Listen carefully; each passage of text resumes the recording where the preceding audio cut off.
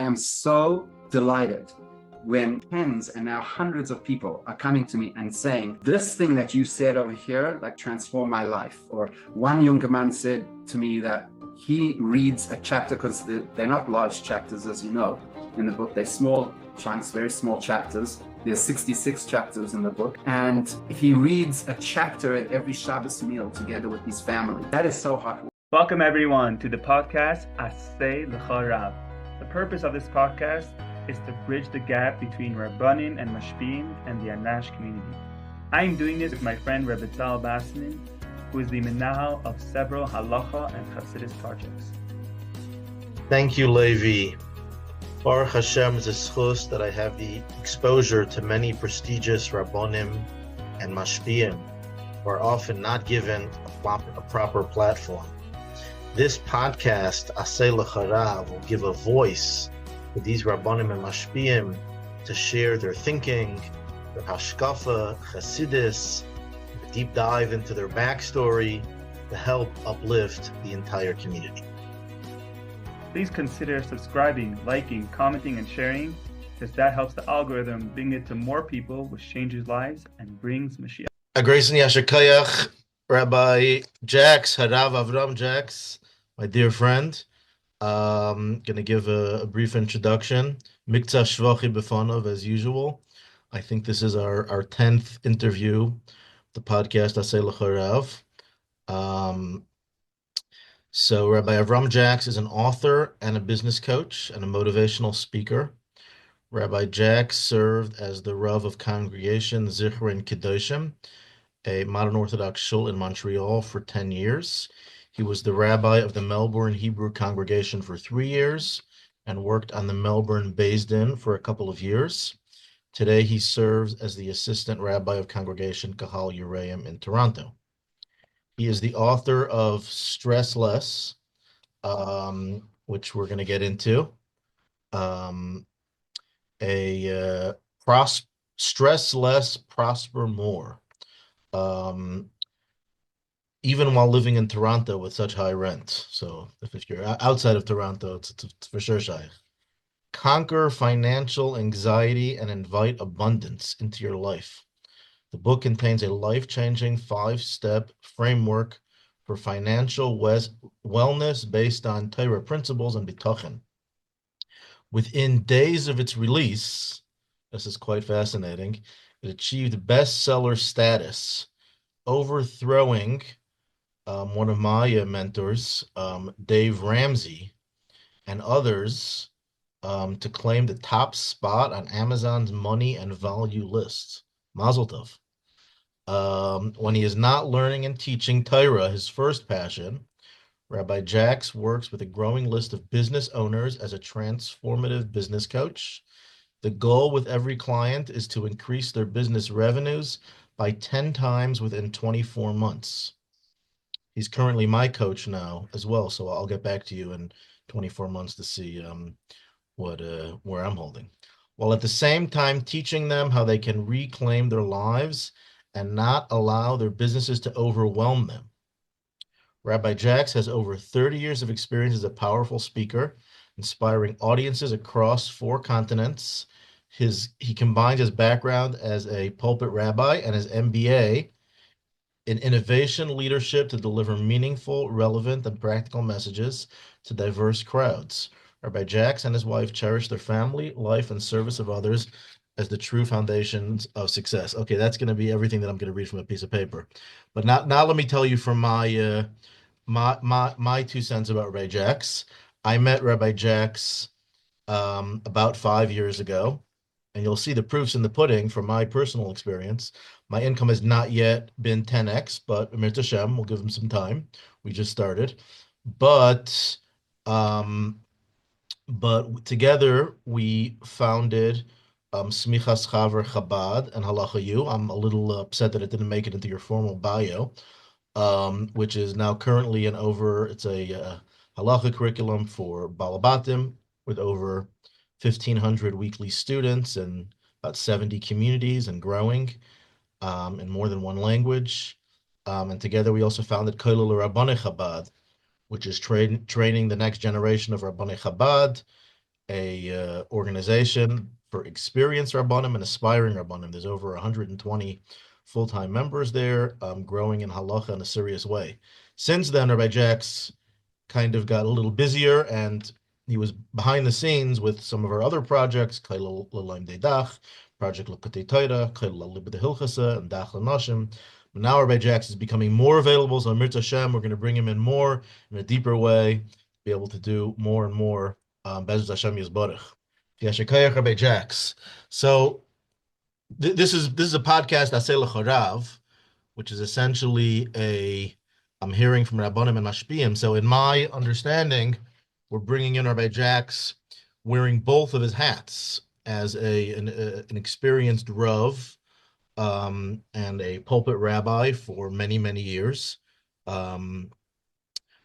And as well as a mashpia with his approach to a ruchniistic spiritual approach to how to deal with anxiety over money, which probably there's no one that doesn't have that. So I'm sure that can be very helpful.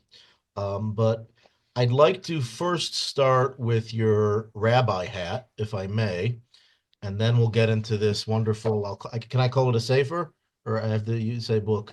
This wonderful sefer that I Baruch Hashem got the opportunity to read over the last couple of weeks, and some of your backstory that kind of led to your struggle that the writing of the sefer is about your personal story that you were able to overcome, and how perhaps the audience can gain from that.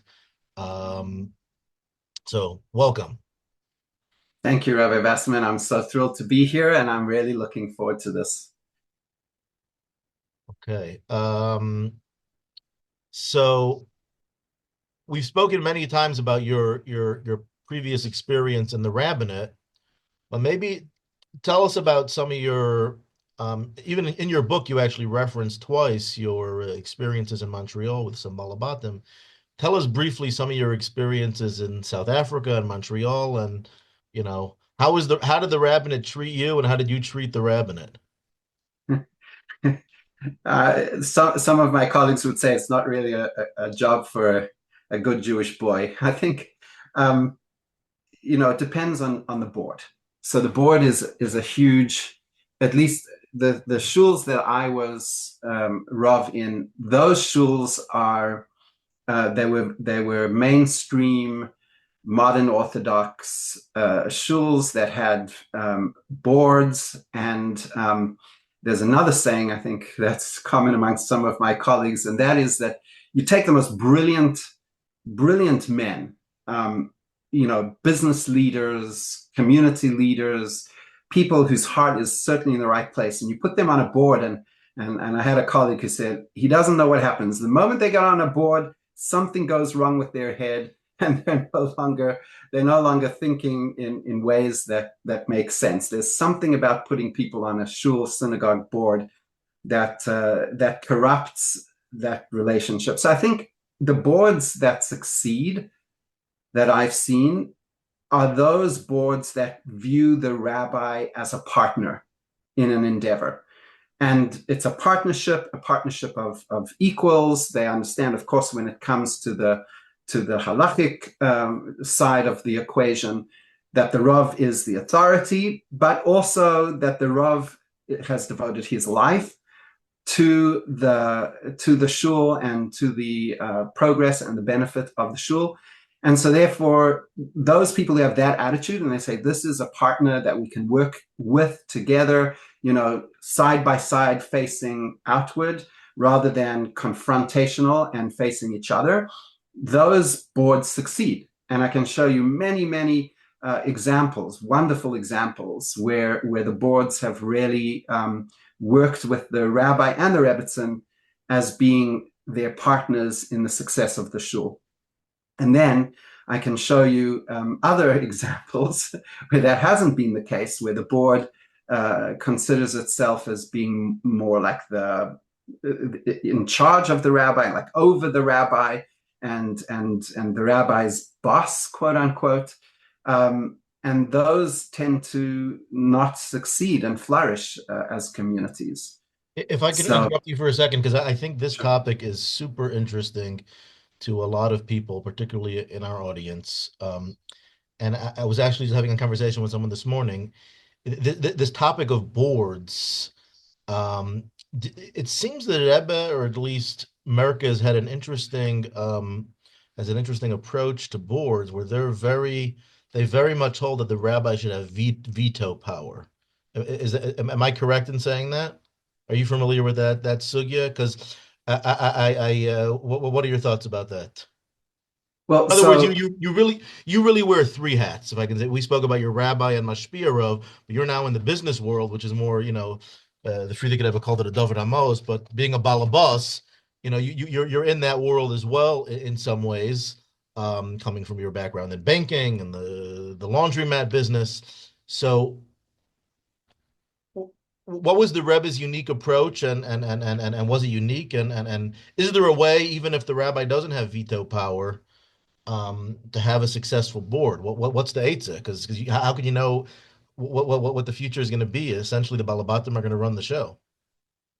Right. So I never worked in that capacity as a Rav or as a Shliach for a Chabad mosed. So I've worked for Chabad mosed, but never in a similar leadership role. So I cannot say I don't have experience in the ability to really focus on how boards should work within Chabad. I can speak about it within the modern Orthodox world and within the synagogue world. And there, as I said, it depends on the attitude of the board. If the board is looking at the Rav as a partner and that they're working together for a common goal, that could be a really powerful partnership and a really successful partnership. In other words, the board members can provide pivotal support to the Rav for the Rav to be able to succeed. And on the other hand, and when that is the attitude, that we are there in a supportive role to make sure that the Rav succeeds so that the whole community can thrive, that is the key, in my view, to making the board-rabbi relationship work. How it works in Chabad, I don't have personal experience. I do think I can for sure see tremendous milas in giving leadership, authority, and autonomy to the Rav. But on the other hand, you are losing the support. Being the head honcho in the only game can be a very lonely position for the person to be in.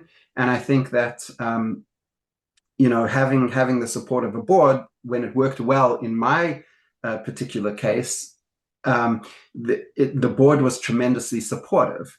But then it comes with the disadvantage in that the Rav is the only full-time dedicated resource to the shul. And the board members, while they're volunteering their time in many cases, and that is obviously something that we're truly grateful for as Rabbanim, but it's also, it needs to come with a certain understanding and humility that the Rav is the one devoted full-time, thinking day and night about the shul and how to progress the shul in every way. And the board members are not thinking and they don't have as much skin in the game. But anyway, that's it's there's a joke that they tell that there was a rabbinic conference once, and it said they said all the rabbis who are happy with their board will now be meeting in the public telephone booth in the lobby. So this is an old joke. Public telephone booths, probably most of your audience don't know what it is, but it's a very small space. So the joke is that the Rabbanim who are happy with their boards, there's not too many of those. So there's an age-old minhag for there to be tension between a Rav and a board. But from my business experience, there's definite differences between a non-profit board and their rabbi and a for-profit, and there's definitely differences, but the tension between the executive team and the board exists to some degree more or less, depending on the company, within companies as well. So that is not a totally unheard of thing. And I did do once, I once got a consulting position to help the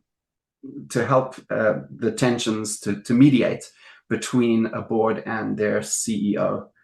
So I did that. And in your final analysis, is there, would you take another job where the rabbi didn't have veto power? Do you think that's b'derech klal, is that a tenable situation? Or you get, or I would never, trouble. Sorry, I would never take another job where the Rav doesn't have veto power. I do not think it's tenable. Okay. Tell us about your experience with, maybe I'm presenting it inaccurately, but you were the rabbi of one of the biggest shuls in South Africa, or in Australia, in Melbourne. Australia. Yeah. Tell us about that. So it's called the Turak Shul, or the Melbourne Hebrew Congregation. It's a very old congregation. In its current site, it was built in 1914, but the congregation predates that by many, many decades. So Melbourne is a very interesting Jewish community. Most Jewish communities, most cities in the world, this is kind of the idea of how most Jewish cities started. The city starts, and a century or two ago, the city builds itself up. Somewhere there's a pogrom, or there's some kind of anti-Semitic persecution. So Jews flee from that place, and they come and they find safe harbor in the new city, right? And so if you go almost everywhere in the diaspora, cities predate the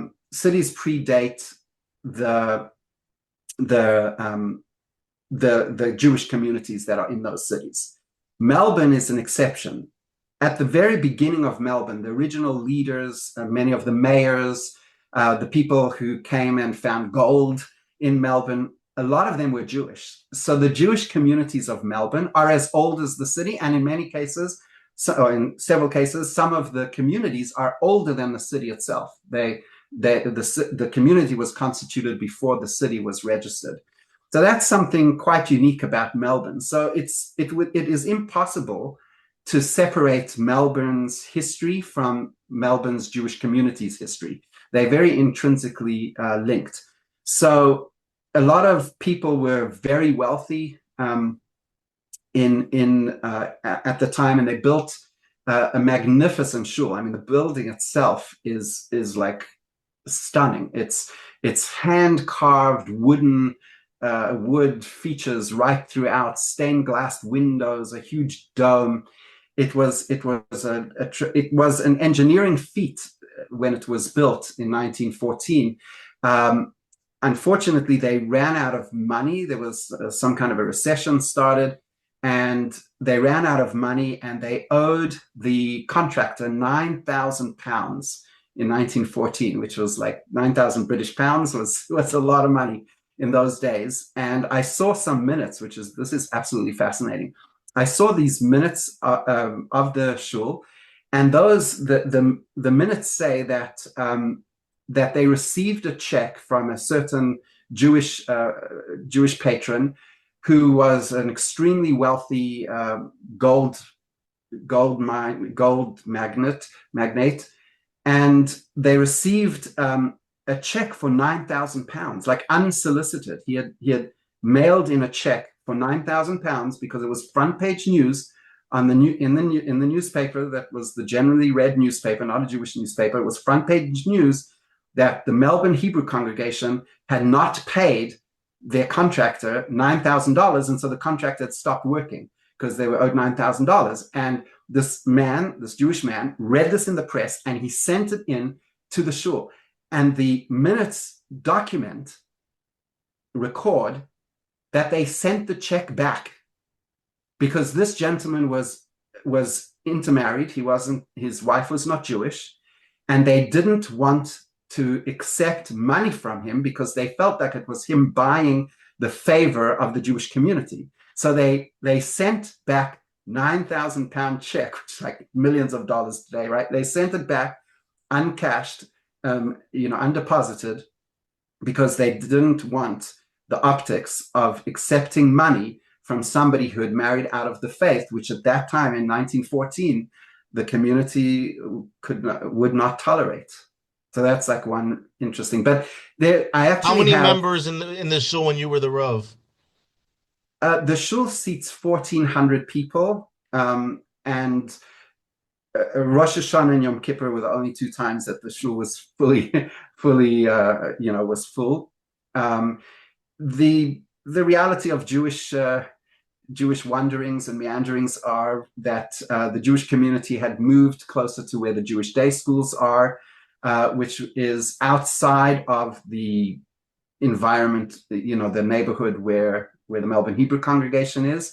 So it was definitely a dwindling congregation, and unfortunately for me, many people that came on Rosh Hashanah and Yom Kippur would drive to shul. So it's an Orthodox shul, but most of the adherents are not outwardly observant.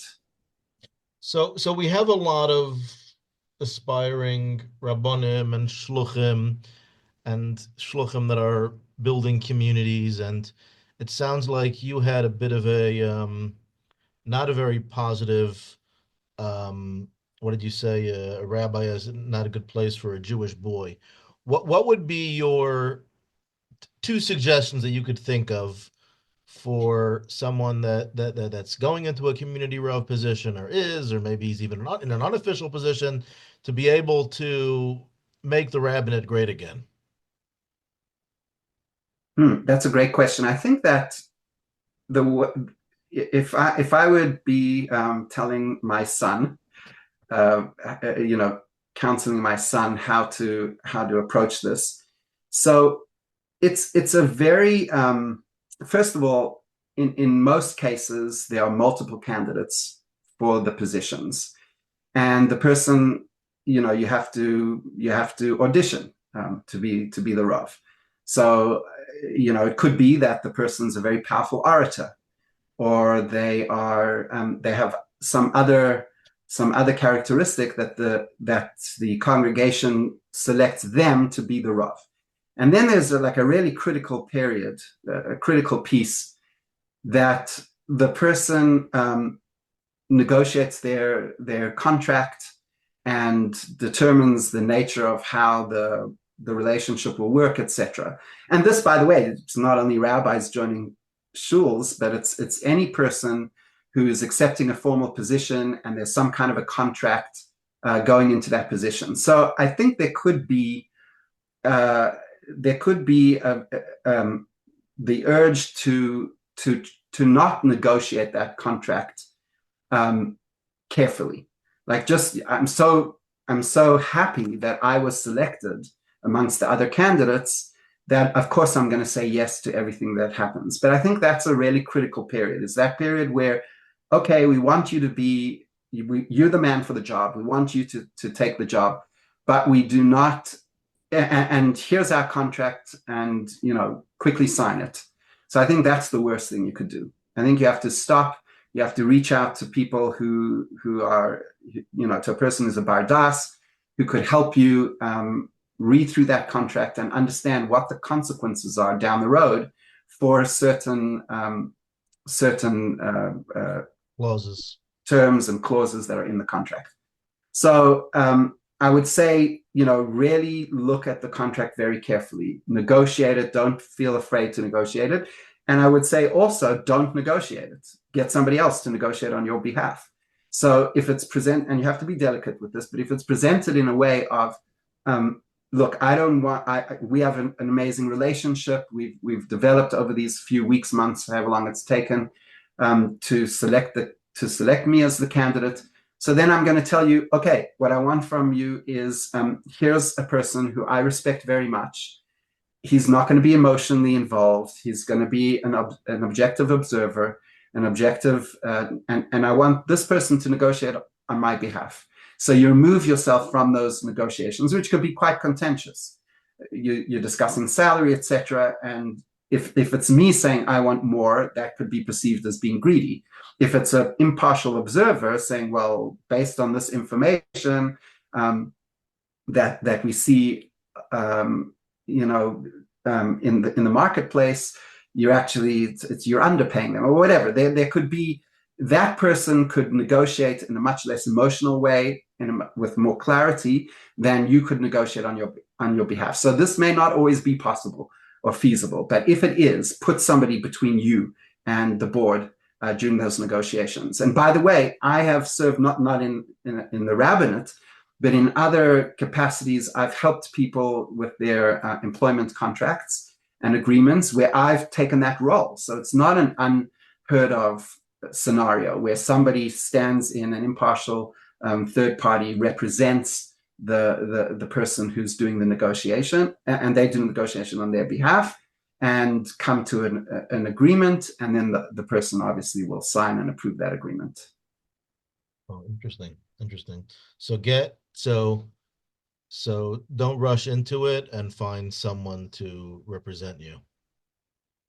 Yeah, don't rush into it. Find somebody to represent you, and that going with your eyes wide open. Now let me ask you from the other direction, because in my recent role as the Binal of Kolel Lerabonei Chabad, I occasionally get calls from communities looking for Rabbanim. Maybe you might know some of those communities. What would you say to a community looking for a Rav? What would be the top two most important things to look for? Because they want everything, and that's why some communities have been looking for a Rav for, a couple of years, and particularly in Chabad, where the market's much smaller because most people go on shlichus. What would you say are the top most two important things to find in a Rav for let's say a medium to a larger size community, or even a smaller community that is 30, 40 families? You have a lot of those. I think there's like 40 of them in Florida. They can't necessarily afford a Rav. Like there's things to take into account in terms of, like, it's not always a full-time position, but like, what would you say are the two most important things for a community to have in mind while they're hunting for a Rav in the lubavitch, specific lubavitch circles? Well, the first and most important thing, I think you actually touched on it, and that is that you should have a very solid funding plan in place to cover the Rav's salary.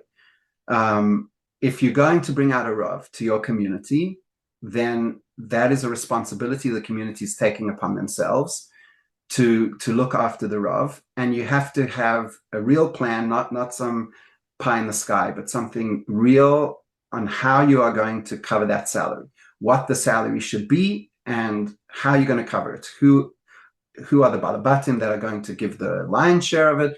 And how much are they each going to give?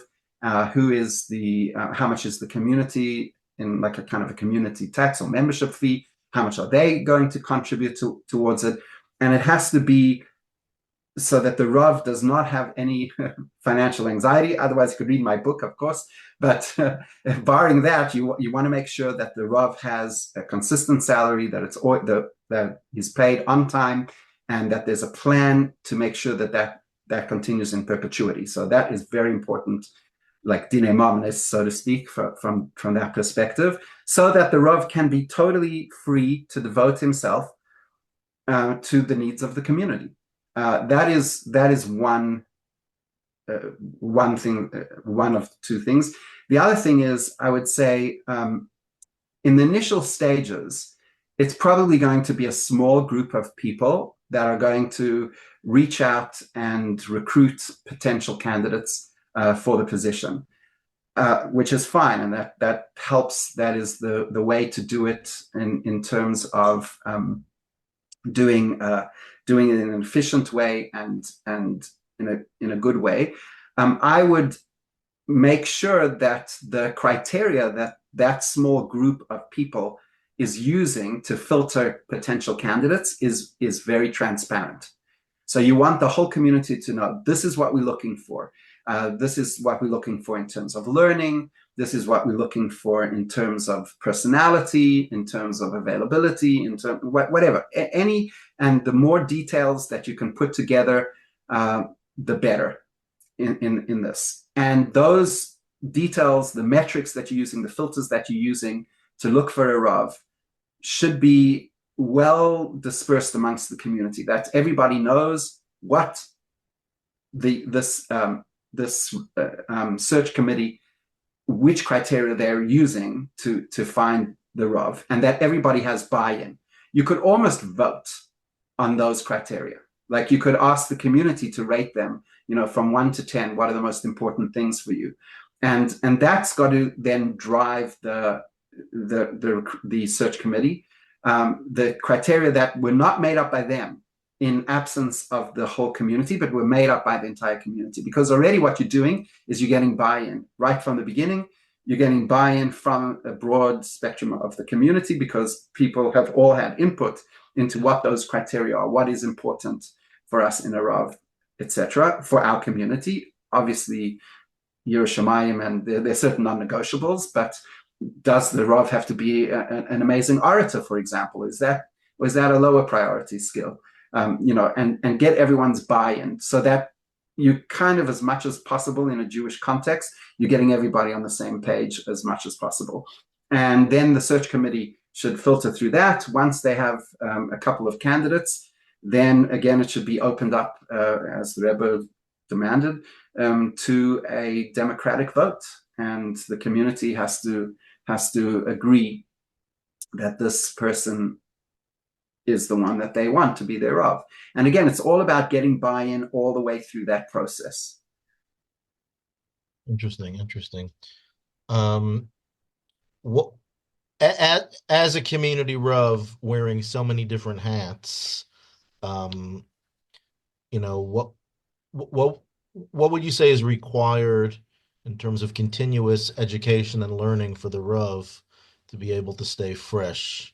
What's the and should that be part of the negotiation with the community that the Rav has some time to continue his own learning as part of his because what I see sometimes happens, especially with larger communities, the Rav comes in and he's teaching and he has a side gig and he has a this and a that, and by the time it comes to the Rav being able to do his own learning, it's really there's very limited time for that. How crucial is that for the Rav to require, or let's put the question more practically. Let's say you have someone that comes into a community and he gets an offer to be a Rav with responsibilities to answer shilas, but looking at everything they want him to do, he's only going to have, a very limited amount of time to learn on his own.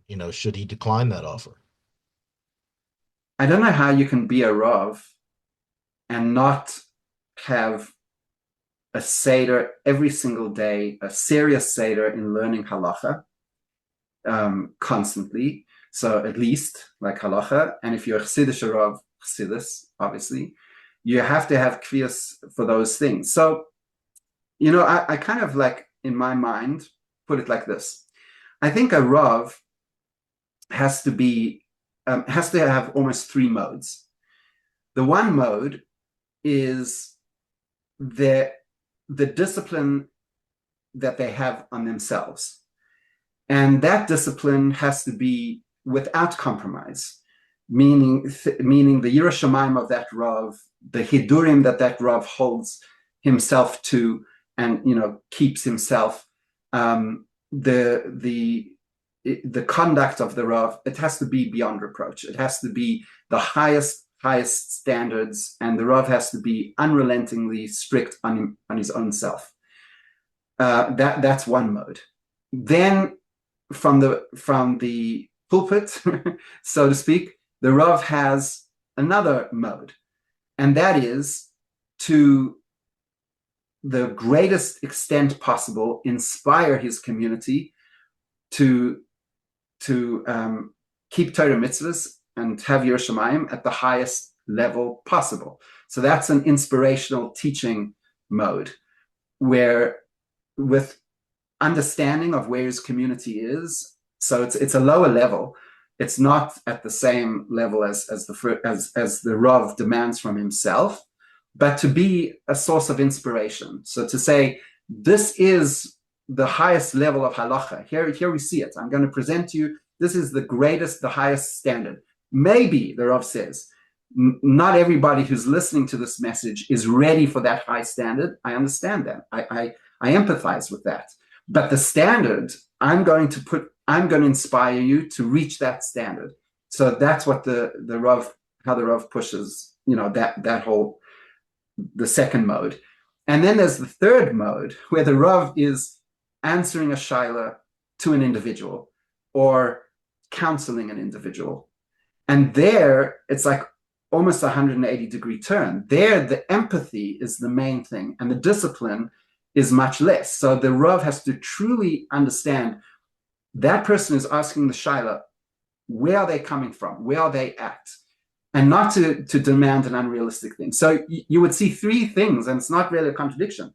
To himself, the Rav is going to demand the highest standard, and all the hidurim and everything. We're coming to Pesach soon, so this is I was just going to say that. Sorry, go ahead. Right? So for the Rav himself, there's no question. He has to be kovei itim l'Torah, and there has to be a kviyas b'nefesh and uncompromising and all the hidurim, etc. For the Rav himself. And that same Rav, when he's speaking to a congregant, because he understands where that congregant is and where that congregant is holding in life, the Rav tells that congregant, oh no, for you don't have to do that at all. That's not shaykh to you. And it's not schizophrenia. It is a kind of a rabbinic schizophrenia, that a Rav, I could see a Rav holding himself to the highest standards in trying to inspire his community to grow from wherever they are to the next step up. And then when he deals with individuals, doing so with much compassion and empathy, and truly understanding where they are, and then advising them how to conduct their lives at the level where they are. Hey friends, hope all is well. If you haven't heard about Jump Into Shape, let me tell you a little something about Jump Into Shape. Jump Into Shape is an online fitness program where you can work out in a sneeze environment, in the comfort of your home, wherever you are, if you're traveling. And we have all kinds of different workouts, from cardio with jump roping, weighted jump ropes, we have Pilates, we have pelvic, we have weights, we have stability ball. There's so many options, and we have so many programs, set programs and custom programs. Really, anything you need to get moving, to get exercising. And top of it all, I'll tell you the best part is we hold you accountable and we motivate you to make sure that you get the best workout you can. Everyone, I give you many, many blessings that you invest in your health from now until 120. Nice 20-minute beginner class coming right at you. Work the core a little today. 3, 2. You should feel it. As long as it's not hurting or straining back and you're feeling the abs, that's... We're going to keep it going, one pack at a time, pectoral muscle, chest muscle.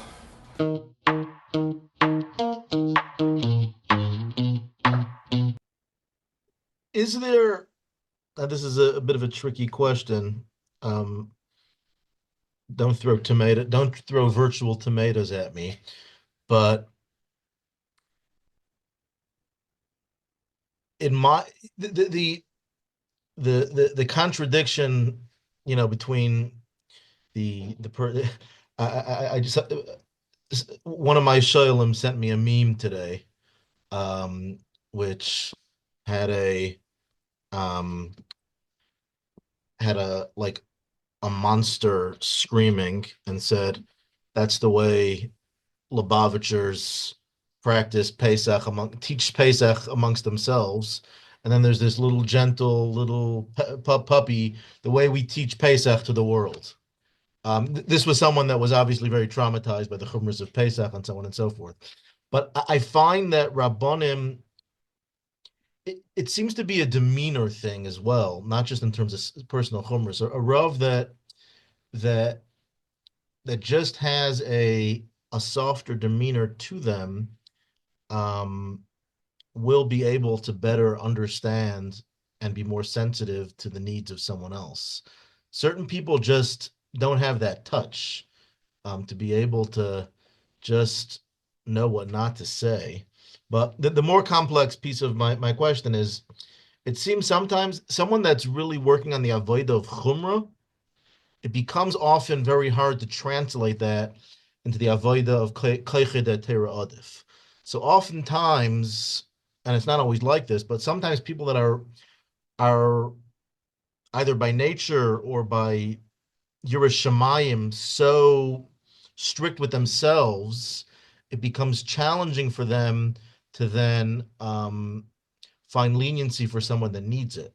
Whereas someone that perhaps is not the frummest, on the highest standard of Yerushalayim, he's much more readily able to relate to someone that's struggling. So how do you balance that with someone that obviously we're trying to encourage the highest level of diktukal, and to still find that extreme of being able to understand someone that's struggling with that meme of seeing Pesach as a big monster? I'm reminded of something which is a little bit humorous, because I teach in a Litvische kollel, and we were actually talking about this last week. Lubavitch chumras that we have for Pesach, and these are huge Talmidei Chachamim who are big Yerushalayim and so forth, but they could not believe some of the things that I was saying, that I believe that the most average Lubavitcher would say, wouldn't be able to distinguish this chumrah from an Ikar Adin, a halacha of Pesach, because obviously that's what you do on Pesach. Like, of course, everything's raw and it's in it. So I was telling them a story. So I'm telling this story to a group of a Litvische audience of half a dozen Litvische Kollel Jungelite. And I'm telling the story. It's a true story. It happened. I only make up true stories, by the way. So just to get that out of the way. So this, a few years ago, about four or 5 years ago, on Chol Pesach, I can't remember what it was. I think I had to deliver something or pick up something from a very good friend of mine, like really an exceptionally good friend of mine, who's a Litvische Yid, a very warm Litvische Yid. So I go to his house, and he's in his basement, because that's where he has his Pesach kitchen. And I go into the basement, and he's sitting there about to begin eating breakfast. So I'll describe his breakfast. He has a machine-made matzah. He's got jam spread over the matzah, like there's jam on the matzah. He's got a cereal bowl, and in the cereal bowl there's milk with cereal, like store-bought cereal. He has a cake there, which is a pesadika cake, like it looks like a cake and everything. 7-layer cake. What's that? 7-layer cake. 7-layer cake, and it's sitting over there. And he sits down at his chair, and he sighs a deep sigh. And he says to me, Rabbi Jacks, he says, Pesach is impossible. I can't, I don't know how we survive it every year. It's so difficult. And I was flotsing. You think that's difficult, as he's munching on his store-bought, cake. He's like, that's what it is. So, in Lubavitch, we have a very interesting relationship with Pesach. But, what I'm going to say now probably is more appropriate to share at a Farbrengen, at around the 2 o'clock in the morning mark, after much mashka and everything. But let me tell you about something that happened to me recently. I was in LA. I was brought over there to be a speaker, and we were Farbrengen. I was Farbrengen with a few Jungelite. And one of the participants of the Farbrengen, it wasn't a very large Farbrengen, so at that point it was very Hamish. And as I said, it was around 2 o'clock in the morning, so there was a lot of alcohol involved up to that point. So he asked me a really interesting question, and for about an hour afterwards, we were Farbrengen on that question. I've been really thinking about it a lot since then. And this was the question he asked. He said, so this younger man was raised in Crown Heights, right? So I think he was probably in his very late teens, early 20s during Gimel Tammuz. So he was raised in Crown Heights. And in Crown Heights, he went to Dollars occasionally. he went to every Farbrengen. Every time the Rebbe gave a sikha, they let him out of school, and he runs to 770 and listens to the sikhas. And all those sikhas of the nuns, as we know, and before, but very much in the sikhas of the nuns, there was Hamaisu Ha'ikar. Every sikha had more and more demands that the Rebbe had for practical maisa, that we should go out, and that the Rebbe was demanding that we take upon ourselves additions in learning, additions in miftzoyim, and all sorts of hairos to go out there and grow. And the Rebbe was demanding it. So he said like this. He said, if I think of my childhood, and it could be just this individual's traumatic experiences or misguided or misunderstood perceptions. But he said, if I think of the Rebbe of my childhood, teenagehood, right? It's, one word, and that word is terror. Absolute terror. I am afraid. The Rebbe looks right through you when you get $1 and you feel it. And the Rebbe demands, and I'm trying my hardest to do everything the Rebbe. I want to be a Chassidish bacher. I want to be a good bacher. And I'm trying, and I'm adding more and more and more as the Rebbe is demanding more and more. It's like, Chitas and then Rambam and then this mitzvah and that mitzvah and this idea and that idea and more and more and more and more. And am I living up to what the Rebbe wants? Am I being a chassid like the Rebbe that's making the Rebbe proud? And this is the mindset that the person had when he was a bacher. Okay, so then Gimel Tammuz happened, and then he said there's a Rebbe of Gem. He called it the Gem Rebbe, right? The way that Gem portrays the Rebbe. And by the way, Gem does an outstanding job of teaching generations that haven't personally had a physical connection with the Rebbe. They weren't alive before Gimel Tammuz, and it makes the Rebbe real, and we owe a tremendous debt of gratitude to Gem.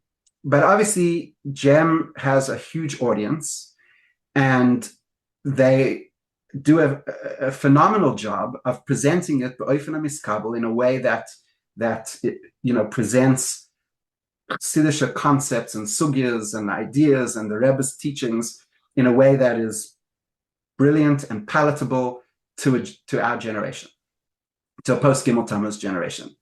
But so this person's question was like this: if you look at the Rebbe of my youth, pure terror and pure demanding, and of course the Rebbe loved us, and of course there was chesed behind everything, but it felt like a demanding Rebbe. Super intense.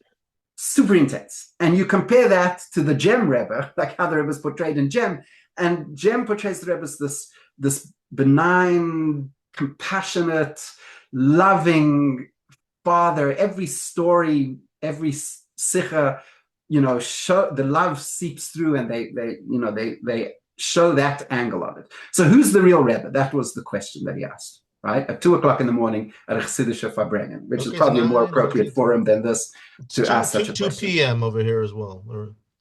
What? It's 2 p.m. Yeah, it depends on what type of chassid you are. So we said, so I answered him that I'd heard a story on 2 occasions from Reb Mendel Futterfass. And the story was that there was this businessman, and this businessman had decided to go, or his friends had asked him to join a certain business venture with them. And he went to the Rebbe at the time. I think it was the Rebbe Marash or the Rebbe Rashab. I don't know why I'm drawing a blank now, but he went to, I think it was the Rebbe Rashab. He went to the Rebbe Rashab, and he asked him if he should invest in this business venture. And the Rebbe Rashab told him that it's nishvadir. It's not, no, this is not your thing. It won't be successful. So the person goes back, obviously a chassid of the Rebbe, goes back and he tells his friends, amongst them, like his business associates, they're Jewish, non-Jewish, but he tells them, "Nein, I'm not going to do it because the Rebbe said no." So the friends say, "Well, the Rebbe, with all due respect," when people say with all due respect,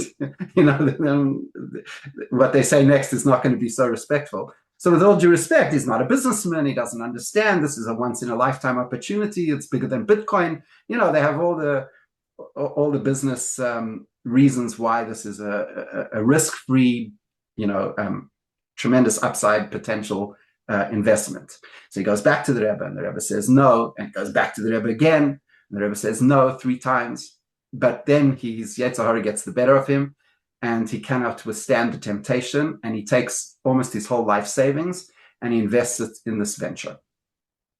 And of course, because the Rebbe had foreseen what would happen, the venture platzes, it does not succeed, and the man loses basically his whole life, his whole fortune. So he comes running back to the Rebbe, and now he has to ask for a bracha. And he wants a bracha that the Rebbe should help him get out of the hole that he's dug for himself, the financial hole. So the Rebbe tells him, the Rebbe says, I have different types of chassidim. So this is how Reb Mendel told it to me. I've subsequently heard different versions, but this is what I remember from hearing from Reb Mendel. He said that some people think that a Rebbe is like atzmus muhus melubish in a guf. The Rebbe is like the embodiment of the Eibishter himself, and therefore if the Rebbe tells you something, it is equal to Shchina medaberes mitoch groinoi. It's the Eibishter himself telling you. And then I guess there's other chassidim that are not so naive and simple-minded. I'm not so sure. But instinct, Ruach HaKodesh, for sure. The Rebbe has a fine-tuned instinct. He's ben of people that were renowned for their instinct, for their Ruach HaKodesh. So the Rebbe has Ruach HaKodesh. So if the Rebbe tells you to do something, it's Ruach HaKodesh. It's coming from that thing, and so they do. They do what the Rebbe says. They fulfill it. And then there's people who come and they say Ruach HaKodesh. I'm not so a thing, but the Rebbe is brilliant. I mean, the Rebbe is an intellectual genius. And not only is he brilliant, but he's met so many people and he's discussed so many things. So he has so much experience and the knowledge that comes from experience. So if the Rebbe tells you that, it's a brilliant man, and therefore you follow his guidance because he's so much cleverer than you are. And then the Rebbe told this chassid, said, "You're none of these things. Like, you didn't listen to me. You're not you're not Ruach HaKodesh, you're none of these things." And then the Rebbe gave him a bracha and eitzes how to get out of the trouble. So Reb Mendel told me that the Rebbe is truly all of those things. The Rebbe is obviously brilliant. The Rebbe is Ruach HaKodesh, and the Rebbe is atzmus melubish in a guf. No question about it. The thing is, though, what are you ready to see in the Rebbe? Where are you holding? What the Rebbe is going to reflect to you depends on where you are holding in life. If you are ready, if you have the relationship with the Rebbe to see the Rebbe's atzmus melubish in a guf, then you will see that. And if you're at the level where you are ready to see the Rebbe's Ruach HaKodesh, then that's what you'll be able to see. It's not the Rebbe. The Rebbe has all these things within him.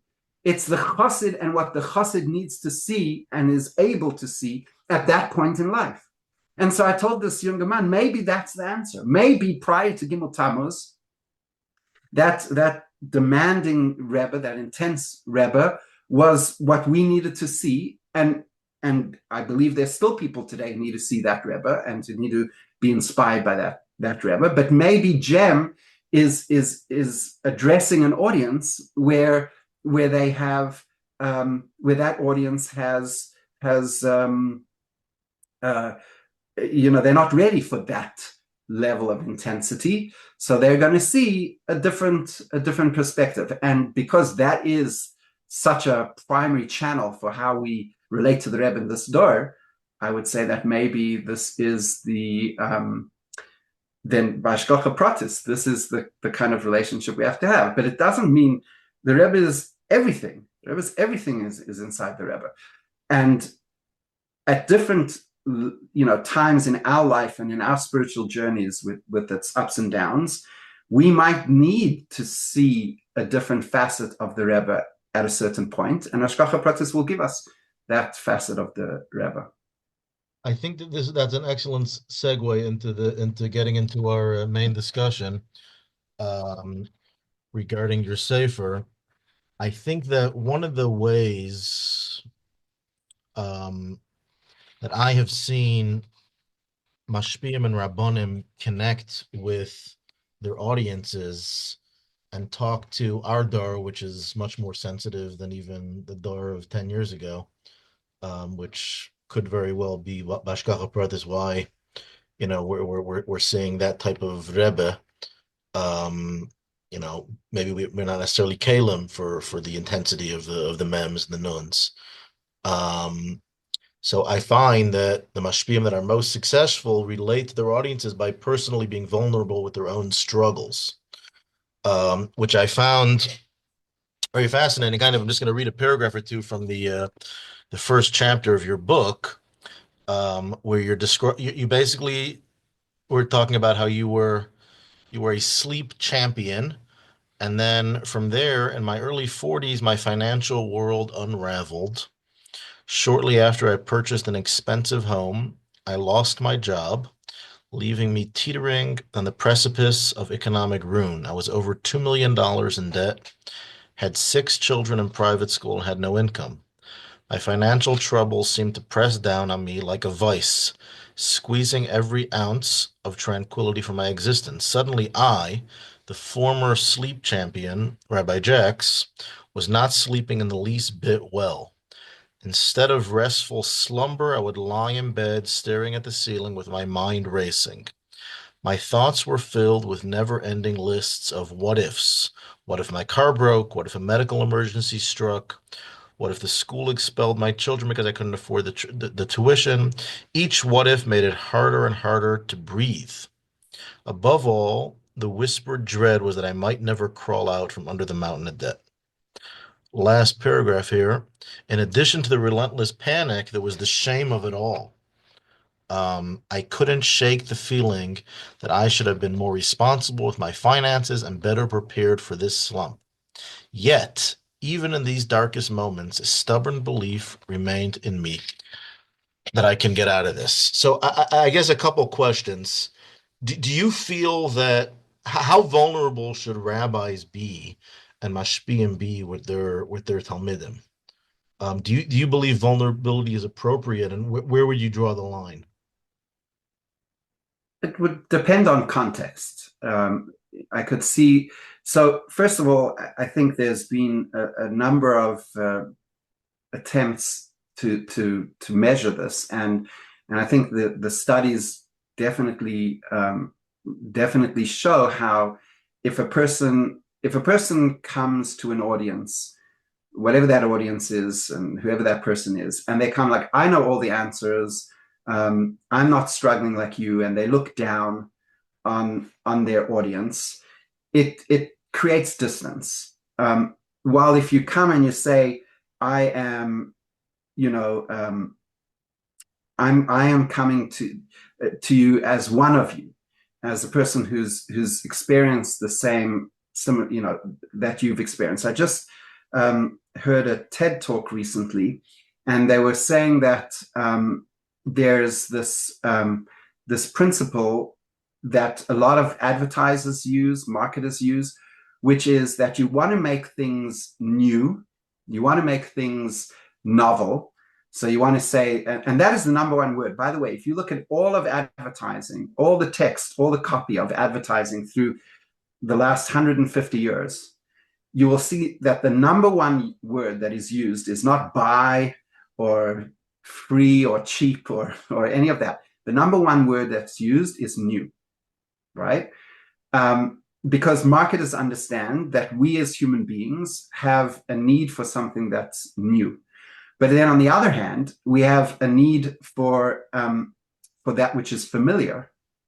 So what the face that you see in the mirror is different than the face you see in a picture, because a picture is two-dimensional. and your face is not perfectly symmetrical. So if you look at your face at one angle or at another angle, you're going to see a slightly different picture. So, and most people have seen themselves mostly in the mirror. That's where we see ourselves mostly. So we actually, or in a Zoom call. Or in a Zoom call, yes. So we see if we're the mirror example. So that is the image that we have of ourselves most. That's why most people don't like the way they look in photographs, right? Because the reason you don't like the way you look in a picture, in a photo, is because it's not familiar to you. You're seeing a two-dimensional image, and you have the perception of you is that you're a three-dimensional entity. So it's interesting. So marketers understand this, and because marketers understand this, I'll give you an example from Spotify. Spotify came out with something called Weekly Discovery, and the idea behind Weekly Discovery was that they were going to give their customers 30 brand new songs that they've never heard before. But when they created it, there was some bug in the code, some bug in the software. And so a lot of songs that you'd actually heard before got mixed into your Weekly Discovery. And Weekly Discovery was adopted very well. It was considered a success as far as features are concerned when it comes from Spotify's perspective. But then they noticed that there's this glitch in the code, and that it's actually giving songs that you've already heard. So they fixed the bug, and now the Weekly Discovery was brand new songs. And they noticed that it dropped. The amount of people that listened to those and used Weekly Discovery dropped precipitously. And they figured out it's because when you have some familiarity with something that's new, you're more likely to hear what the person has to say. So they reintroduced the bug. So now Weekly Discovery gives you songs that you've heard, as well as songs from artists or songs that you've never heard, but they think you'll like based on your previous listening preferences. And it became, the popularity of the feature went up again.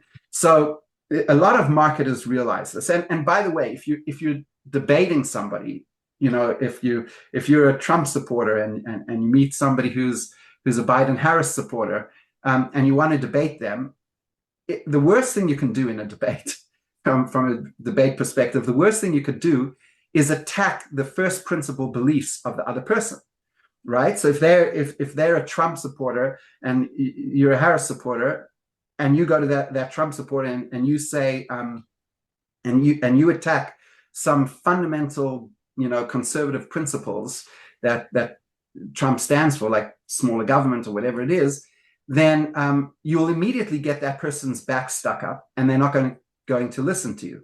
It's human nature. It's like hardwired into our psyche. The way you get the person to listen to you is you come at them with things that are points of agreement, where there's no debate, where there's overlap between your values and the other person's values, or your position and the other person's position. Once you've established that, so you could say, I think this is a marvelous thing that Trump is doing A, B, and C, and then slowly bring that person closer to your way of thinking. It's much more successful. So why am I saying all this? Because you asked me the question about vulnerability. And I think that when a person is vulnerable and honest, the first signal that you're signaling to the recipient is you're signaling to them that, hey, I am not some perfect, paragon of perfection. I haven't perfected this. I also struggle with this. So now that we've established that I also struggle, I'm not condescending. I'm not being patronizing to you and saying, oh, I'm coming from this, this place of perfection, and you're imperfect and you're flawed. You're just going to stick the person's back up. And if that's not true, if you really are vulnerable in the same ways and flawed in the same ways, it's so powerful to admit to somebody else that I'm flawed. It takes a lot of vulnerability. You have to put aside your ego. It's not so simple. But when you come and you say, I have experienced the same things that you're experiencing, and it affected me in the same ways. And now I'm going to tell you some things that worked for me. And that's my book, right? There are a lot of people, especially in the times that we're living in, hyperinflationary times and in weak economies, stock markets crashing, all these things that are happening. It's a very, AI is huge, a huge point of fear and anxiety. All of these things are coalescing, political uncertainty. Everything's coalescing together. It's a very frightening time. It's an objectively frightening time out there. And I think if you say, oh, you lowlifes, you lowly plebs, you guys who have your fear and anxiety, let me tell you how you can solve that problem. I don't think you're going to have as much success as if you come to the person and you say, I totally see your suffering. I went through Right, the but same. I think the fact that you get into such detail, you don't just say I'm anxious, like you spell it out. I think that's brilliant. I was listening to a Farbrengen from Rabbi YY, maybe less than 6 months ago, and he's evolved a lot, from the last 20 years. But like he basically spent 4 hours talking about, maybe it was even 5 hours, talking about, this is one of his musical Farbrengens, talking about his struggle with anxiety and depression and how this helped him. I don't think I've ever heard a Mashpia use that, but that was like probably, I've been to so many Farbrengens in my life, and that was, I think that's the way to go, but like almost no one does that. I don't So I know. agree with you. I agree with you with the caveat, with one caveat, that there are definitely.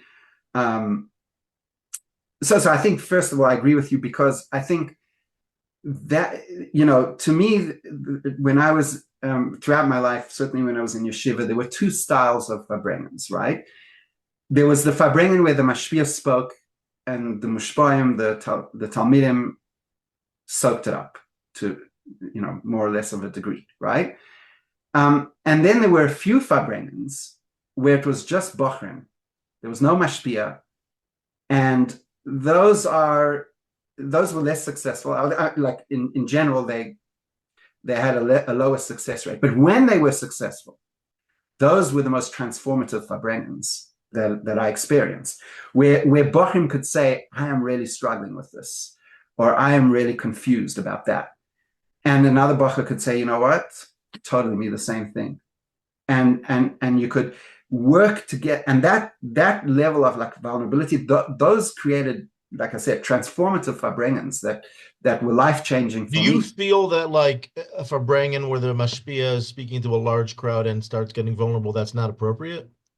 Meaning you're inferring that. It depends on the context. Look, let's say if it's a classroom and it's a Rebbe, there's a certain respect that for that relationship to be the ultimate, in terms of success for that relationship, Rebbe and Talmud in an elementary class. I think that I don't think that Talmidim are kalim to hear the Rebbe's vulnerability, and I don't think that it does.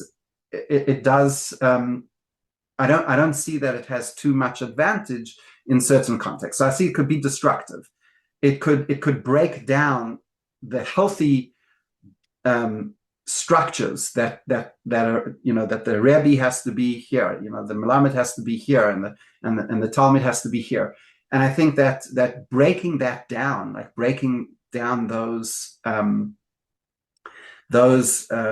healthy barriers, healthy structures, I could see that it could probably be inappropriate and not the right thing. Should the Mashpiam be writing these types of chapters, or not?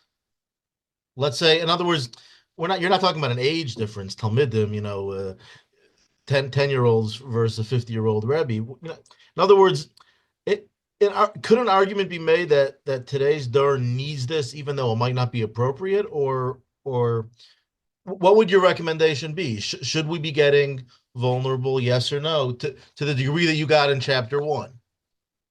I think in the context of me, of what I'm trying to accomplish with my book, I think it is appropriate that that I got to And that when level wouldn't of it be vulnerability. appropriate? What would be in it like? If it's When there appropriate here needs and to this is be, the most impactful way, when's it not appropriate?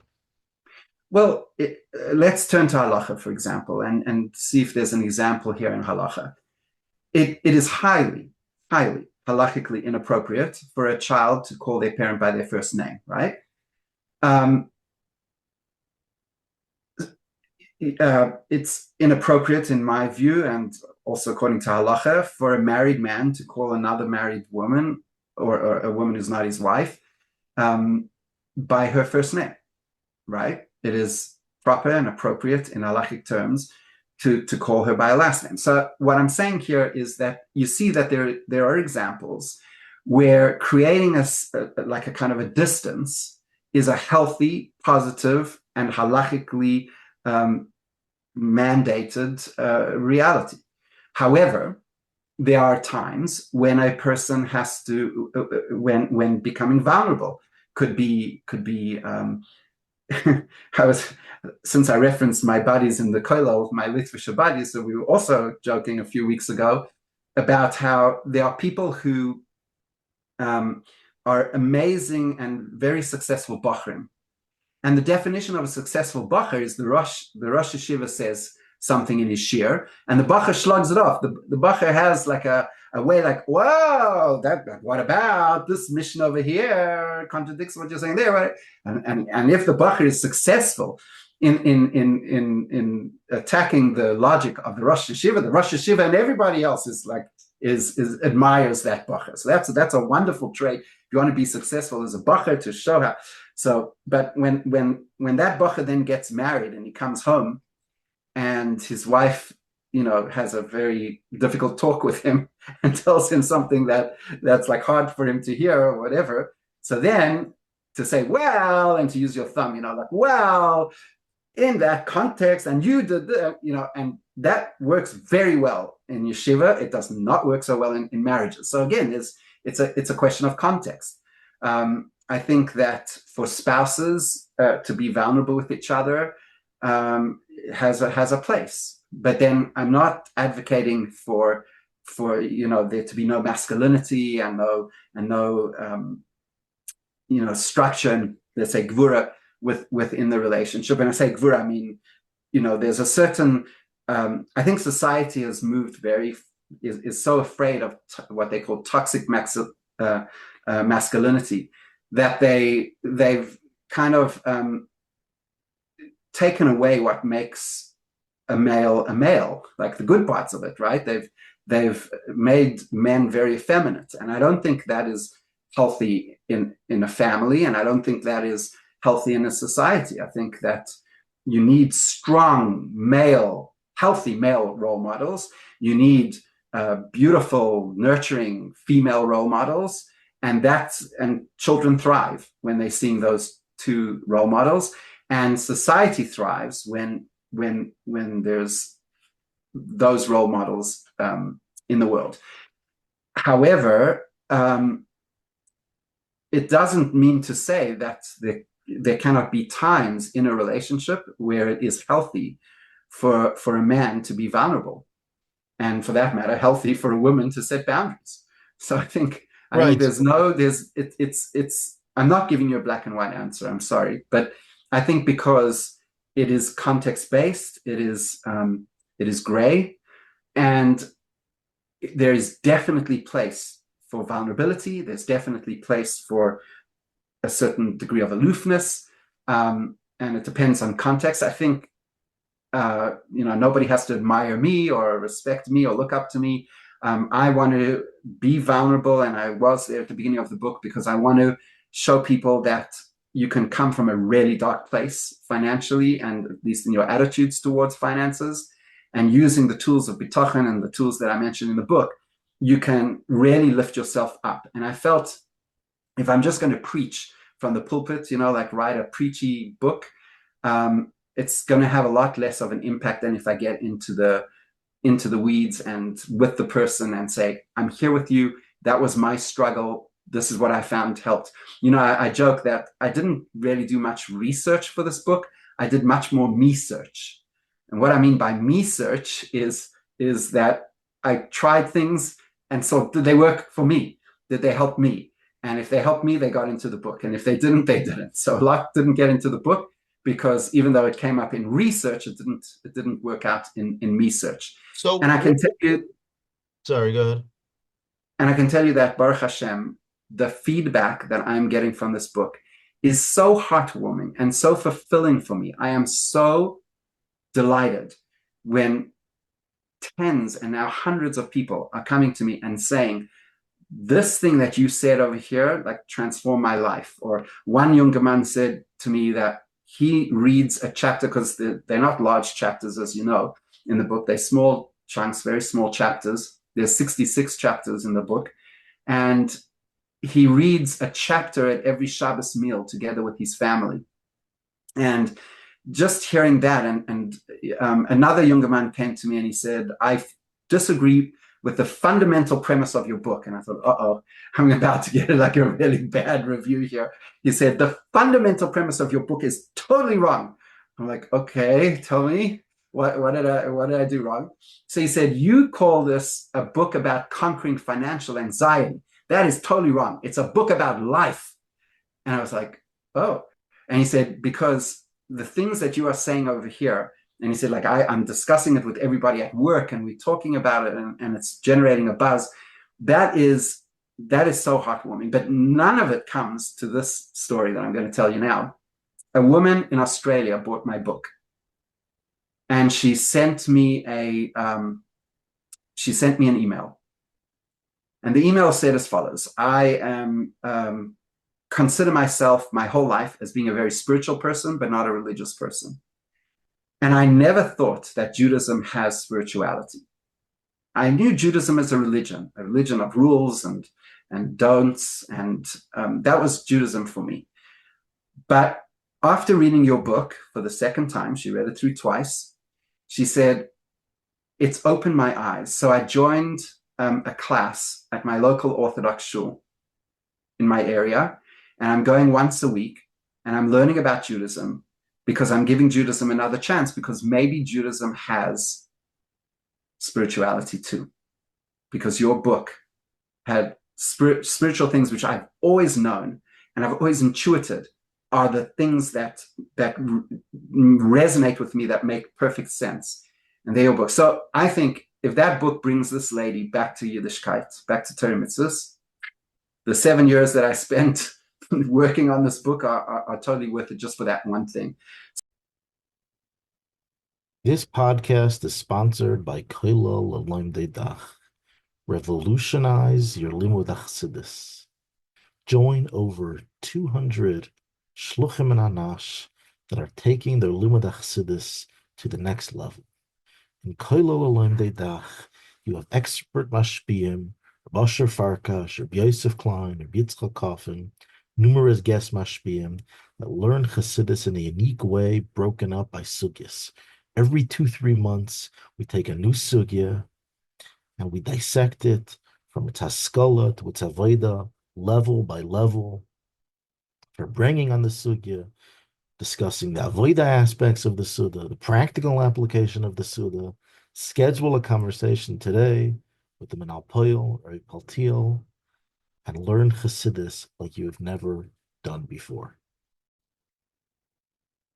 This podcast is sponsored by Kolel Lerabonei Chabad. Kolel Lerabonei Chabad is a community of experienced Rabbonim, aspiring Rabbonim, over 100 shluchim and anash from around the world, staying fresh in sugyas of community Rabbonos, learning over 8 to 10 hours a week, Gemara, Tur, Beis Yosef, Rosh Kollel, Sgan Rosh Kollel, senior poskim, follow-up, chavrusa placement, to be able to stay fresh in these sugyas, and to learn not just shimush and practical psak, but also shimush in the room of Rabbanos. The Kollel has so far learned over the past 2 years the sugyas of Tvilas Kelim and Agalas Kelim, Hilchas Nida, and we're soon going to be starting Hilchas Mikvois, and you can join at any time.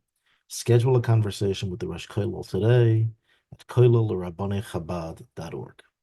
So I know that it's right. Along those lines, what I would ask you is, in terms of the research and this lady giving it a second cook, you were 40 when you weren't able to sleep at night due to anxiety. You obviously learned many of the inyanim that are in this book. So what was that journey like for you, from what you knew beforehand and still weren't able to sleep? And then how long did it take for you to reach that point where you were back to a serene Rabbi Jacks? So to be vulnerable, it's a daily struggle, right? But I'm definitely better now than I was then. So, I always wonder, one of the things that we typically learn in Mesifta is Kunshas Hamayan, right? I think most Bachrim learn it in Mesifta, if not very early on in their study of Hasidus. And Kunshas Hamayan is just wow. It's mind. It's a wonderful kuntrus. It's wasted on the 14-year-olds. Correct. Especially Ois Yud Zayin or Perik Yud Zayin, where it's where it starts speaking about Daigus HaParnasa and things of that nature, which are so after when you're in your 40s and you pick up a Kunshas Hamayan again, and you read it again, it's a totally different. We're you part of Kolel Dach when we revisited that? I think that was our second sugya, where we Meitzer Hagorin, where we learned through 10 chapters, and Kunshas Hamayan, I'm like, wow, this is a much better. Crazy, right? You didn't see that as a bacher. Yeah. so there's Chochmah, Bina, and Das, right? So there's Chochmah and Bina, and certainly Bina, where you've amassed knowledge at the Bina stage. But if it's lacking Das, Katan Ein Boy Das, it's not you're not absorbing it, it's not relevant, it doesn't feel relevant, it doesn't feel like it. So I think, I learned these things, but it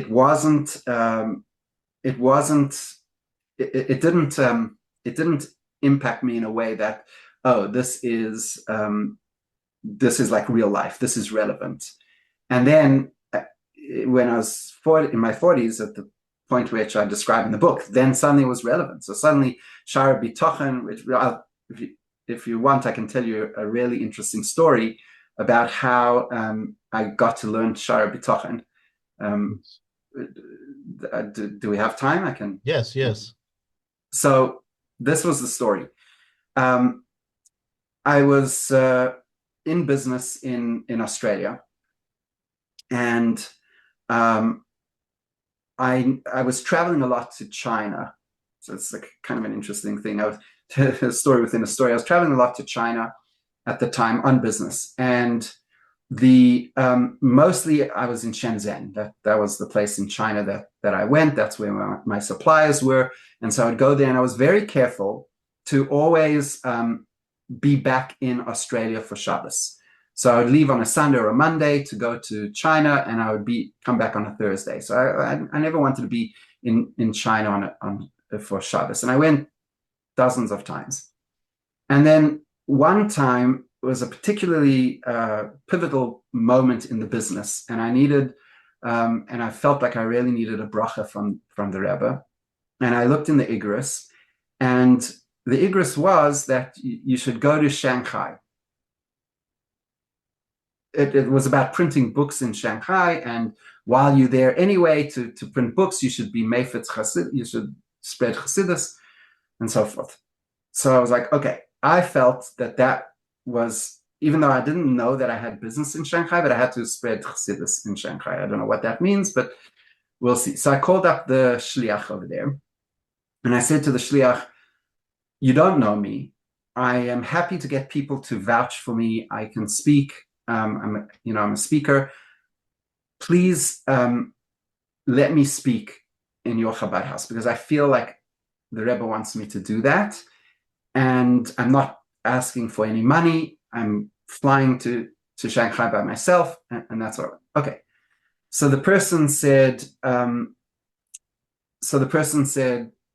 shliach said, okay, he looked into me, he did some investigation, he came back and he said, the Friday night that you're planning on being, if you stay for that Friday night that you're planning on being in Shanghai that week, that Friday night we have a very big Shabbaton.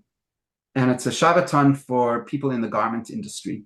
So a lot of frum people come, a lot of Yidden come, and we have a dinner, about 300-400 people attend. You'll be our keynote speaker at the dinner. I said, done. So I go there, and it's the first and only Shabbos that I spent in China. And I'm there, and I come Erev Shabbos. And it's Erev Shabbos, and it's there's people coming in, it's almost Shabbos, and the shliach is talking to a gentleman. And he goes to the man, and he's trying to get the man to put on tefillin. And the guy is like, nah, I don't want to put on tefillin. He says, no, why not? And, I'm not. So I walked up to the man, and I said to him, if I can correctly guess your name in one try, will you put on tefillin? And the guy laughed, and he said, yeah. So I said, your name, and I'm going to change the name because I don't want to use the person's actual name, but I used his actual name. I said, your name's Sean Ferguson. And he goes, how do you know? And I said, well, put on tefillin and I'll tell you. So he puts on tefillin, he filled his end of the bargain. So me and this person had been in play school together in South Africa, in Johannesburg, when we were kids, and I recognized him. Oh, wow. And we spent the whole Shabbos verbringing. And by the end of Shabbos, he basically said that he would come back next week, and he became a Shomer Shabbos Yid, and he's sending his kids to Jewish schools. He's become frum, he puts on tefillin every day. So that was the first thing. In that same letter, the Rebbe says, learn Shar Habitochon. So it made sense to me. Yeah, learn Shar Habitochon, because business, I was asking about business, Shar Habitochon, it's connected with business, no problem. So I began a kvias of learning Shar Habitochon. And this was in Melbourne. That was in the summer, like in June, July. That Erev Yom Kippur, my wife came to me Erev Yom Kippur, and she said, I've been thinking, and just the seriousness of how she said, I've been thinking, I knew that this was really serious. She said, I think we should move back to Canada. My wife is Canadian. I think we should move back to Canada for the chinuch of our children. So that was Erev Yom Kippur. Hanukkah, we were in Canada. So 3 months later, we moved to Toronto. And that's when we met? That's around when we met? Yeah, a little bit after that is when we met, yeah. So I went to Toronto, and you know, you can't, with 7 kids, Kenai Hora, and 2 adults, there's a lot of luggage, and you limited how much luggage you could take, and we had to take as much as possible. We sent all our stuff by ship, but we had to take whatever we needed. The ship takes 3 months to, 3-4 months to get there. So we had to take a lot of stuff. I couldn't take sparring with me. There was only one sefer I took with me, besides a siddur.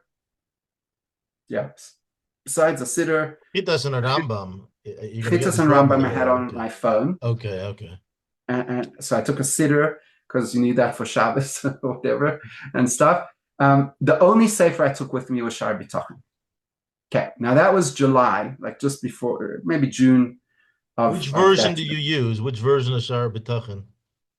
Oh, I have a whole bookshelf today of Shar Habitochons with all different mefarshim and everything.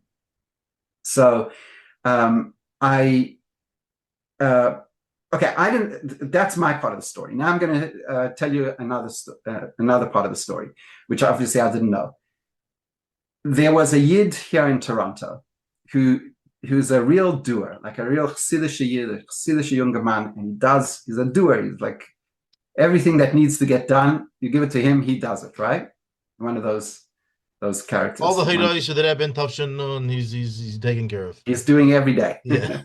So he did two things that he introduced, communal programs that he introduced. The one is he gave people, he created a Farbrengen every Thursday night, okay, for the community. So regardless of what the Thursday night is, there would be a Farbrengen for Anash in Toronto. The other thing that he did is he made a 90-minute minyan on Sundays where people daven for 90 minutes, like the Alter Rebbe requires in Tanya, and that. So those were the two things.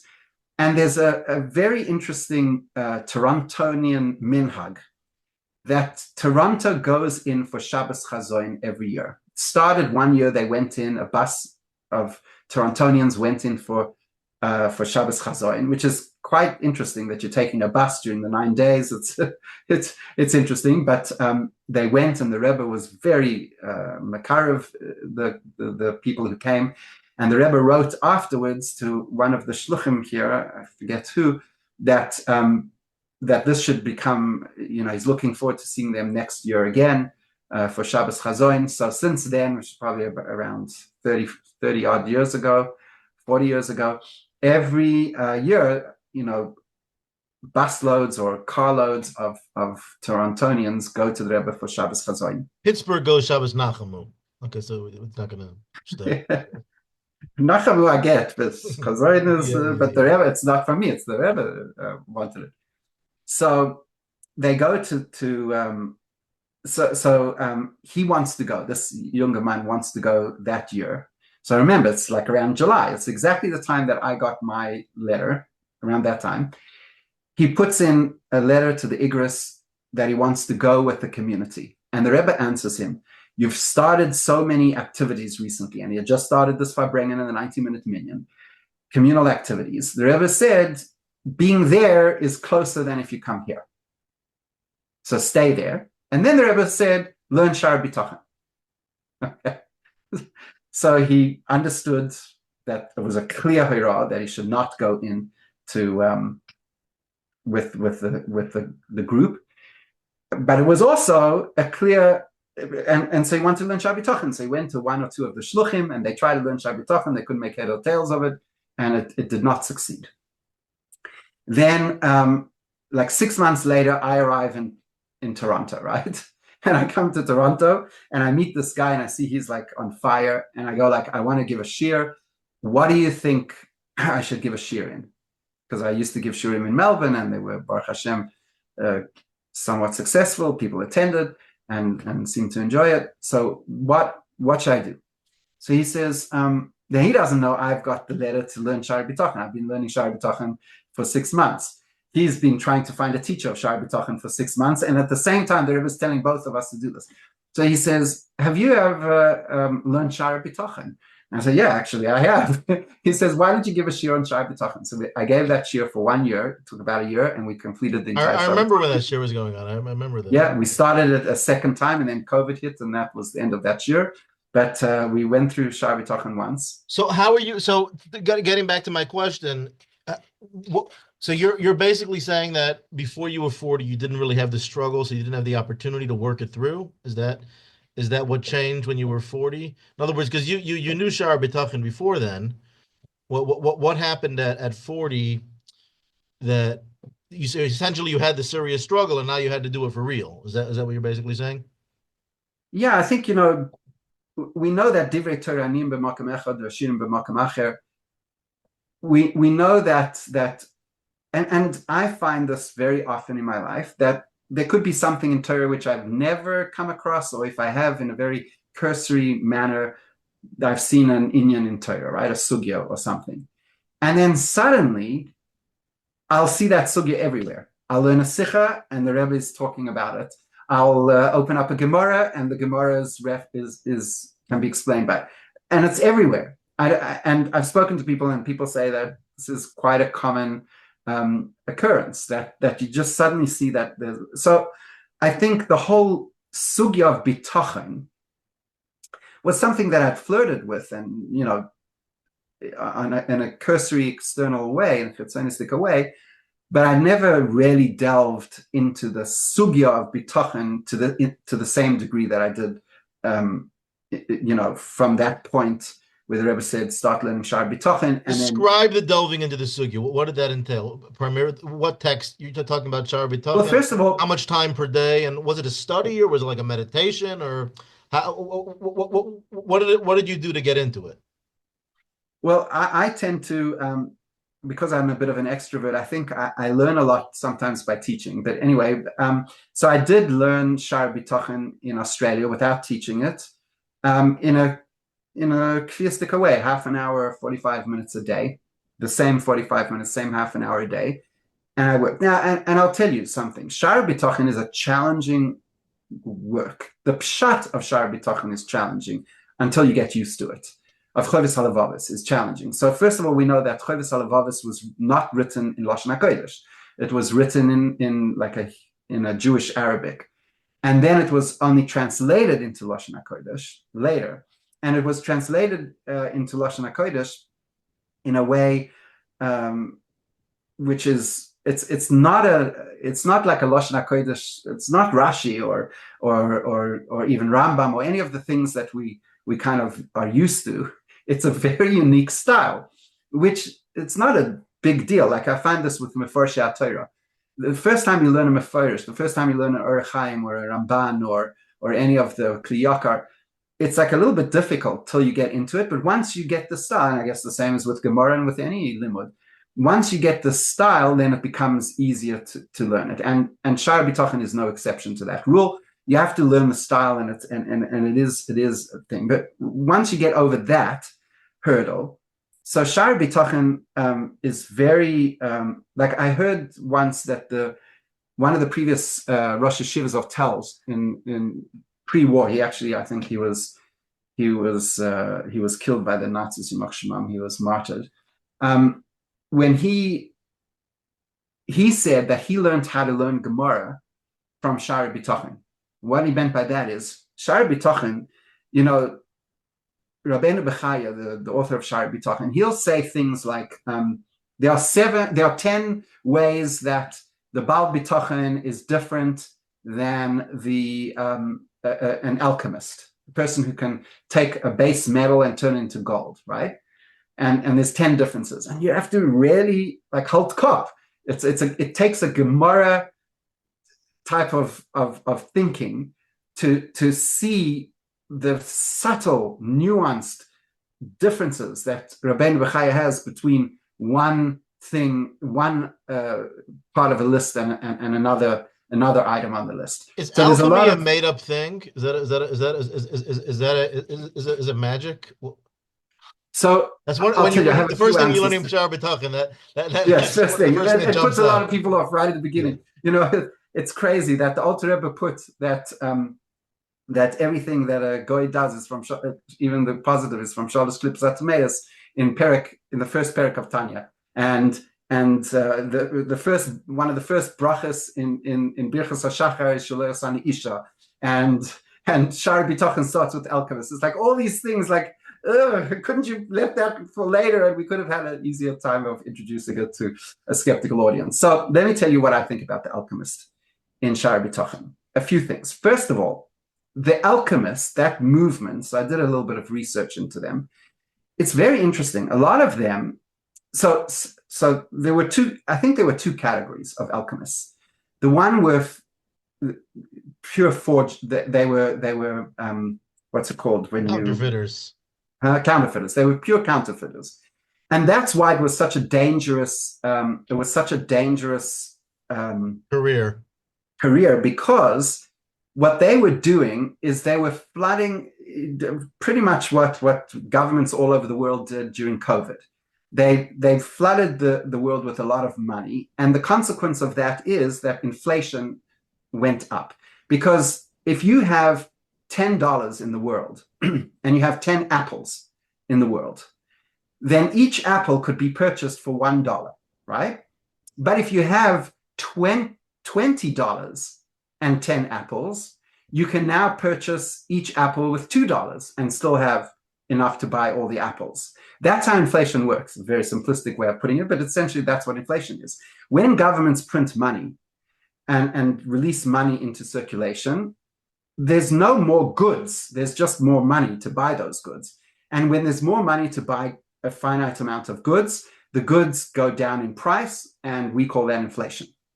So the whole power base of a king in times of yore was that they had the gold in their vaults, right? They had gold over there.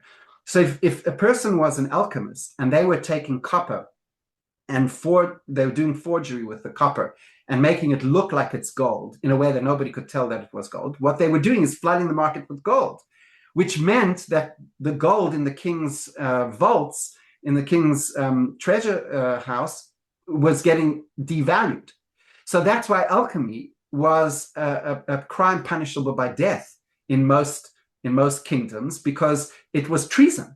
It was undermining the power base of the king. So that's one category. Another category of alchemists were really philosophers, scientists.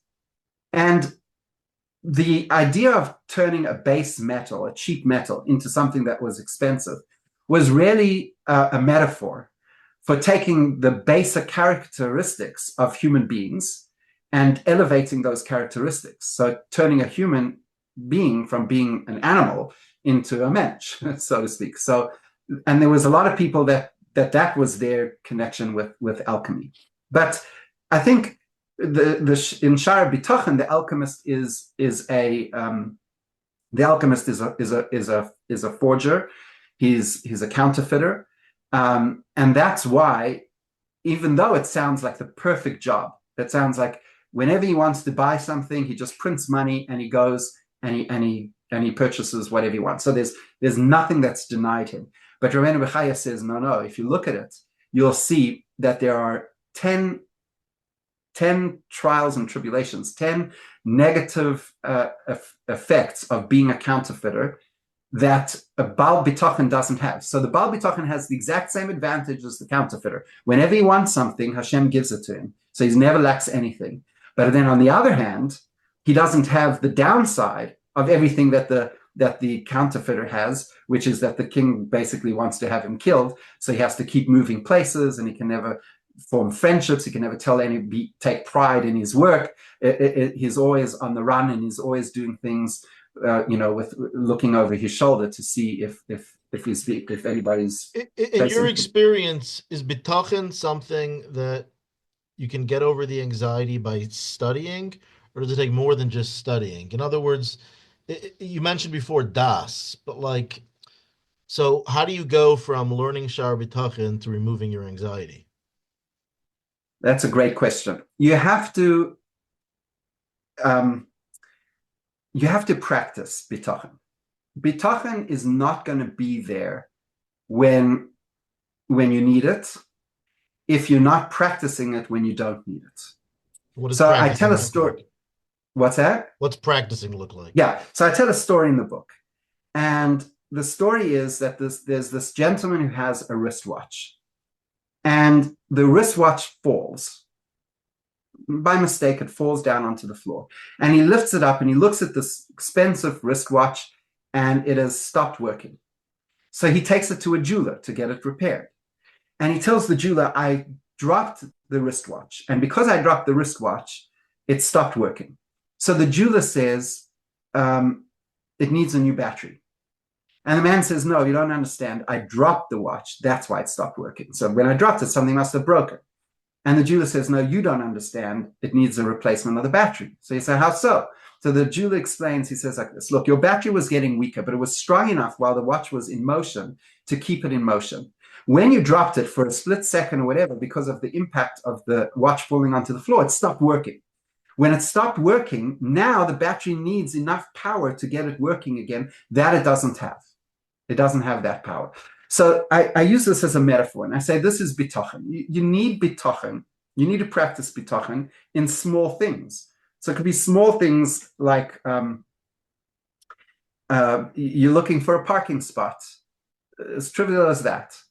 And you say, I read somewhere that there's something called ERT. stands for Emunah Response Time. And it's the time that something happens between something happening and you thinking about the Eibishter. It's called your ERT, or Emunah Response Time. So a person gets let off from work, right? They get fired from their job. How long does it take them? Minutes, seconds, days, weeks, months, before they think about Hashem's involvement in all of this? That's their Emunah Response Time. Somebody stubs their toe. Let's use your example for a second, and I'm going to jump in over here. I spent 2 hours with my father-in-law this past Shabbos preparing for this interview, discussing bitachon, and let's just say you should be grateful for him for having to have gone through those 2 hours, so we didn't have to go through those 2 hours. But like, what's your working definition of bitachon? Because I read once an essay by the Basher Weiss, the difference between the opinion, the Tzemach Tzedek's Trachgut v'Zayngut, and the opinion of the Chazon Ish regarding bitachon. Because there is a difference. Let's take your parking spot, for example. So, Trachgut v'Zayngut, Hashem, I'm going to think positive, Hashem's going to give me a parking spot. But it could be in Hashem's mind that you getting that parking spot is the worst thing in the world. So it's not that I should have a parking spot. I should get to where my day should be the best way Hashem wants it to be.